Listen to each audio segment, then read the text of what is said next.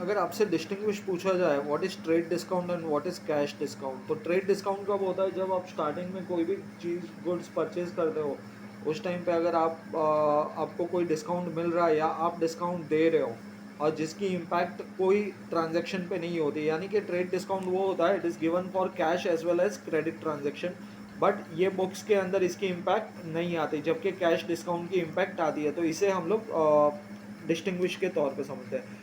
सी trade discount क्या होता है, it is given for cash as well as credit transaction. ये कैश ट्रांजैक्शन पे भी दिया जा सकता है, जैसे हम कोई चीज़ परचेज करते हैं और उस टाइम पे हम उनसे इमिडिएटली जो इंस्टेंट डिस्काउंट मांगते हैं तो वो होता है ट्रेड डिस्काउंट, उसकी बुक्स में कोई इम्पैक्ट नहीं आती है। एंड कैश डिस्काउंट क्या होता है, it is given for cash transaction only. Cash discount का ही मतलब है जब आप कैश पे करते हो उस टाइम पे आपको डिस्काउंट दिया जाता है, और ये प्रॉम्प्ट पेमेंट के लिए यानी कि इमीडिएट पेमेंट करवाने के लिए होके या शॉर्ट पीरियड में आपसे इमीडिएटली पेमेंट लेने के लिए होके ये डिस्काउंट मांगा जाता है, ठीक है।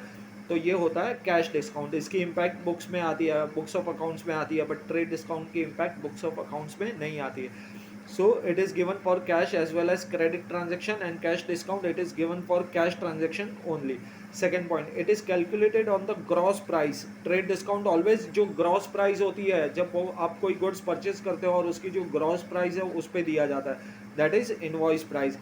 And it is cash discount में क्या आएगा, it is calculated on the net price, जो भी आपकी नेट प्राइस हो गई है, जिस प्राइस पे आपको गुड्स बेचा गया है या सर्विसेज डिलीवर हुई है उस पे आप जो डिस्काउंट मांग रहे हो उस पेमेंट पे, तो वो पेमेंट होता है आपका नेट प्राइस, और नेट प्राइस पे जो मिलता है वो होता है कैश डिस्काउंट।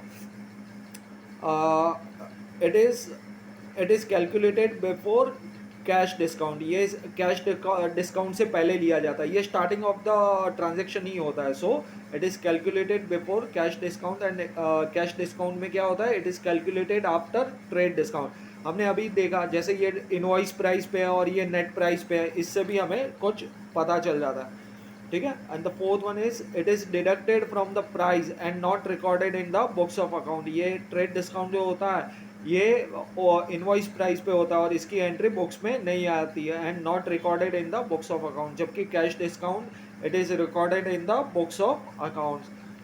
चलो trade discount last point, it is given for large purchase to encourage a buyer to buy more and more quantities. अगर जो बिजनेसमैन है वो लार्ज क्वांटिटी में गुड्स परचेज करता है तो उससे जो सेलर है उसे भी बेनिफिट होता है, तो वो ट्रेड डिस्काउंट आपको देता है। ज़्यादा क्वांटिटी में गुड्स परचेज करने पर आपको ट्रेड डिस्काउंट मिलता है। It is given for large purchase to encourage a buyer to buy more and more quantities.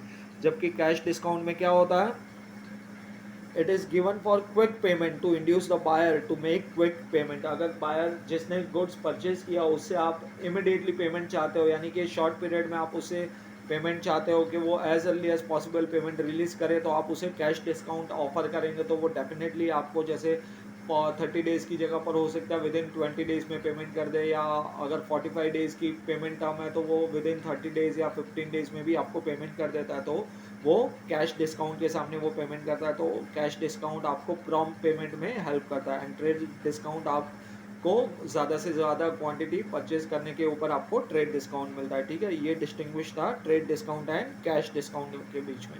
Thank you.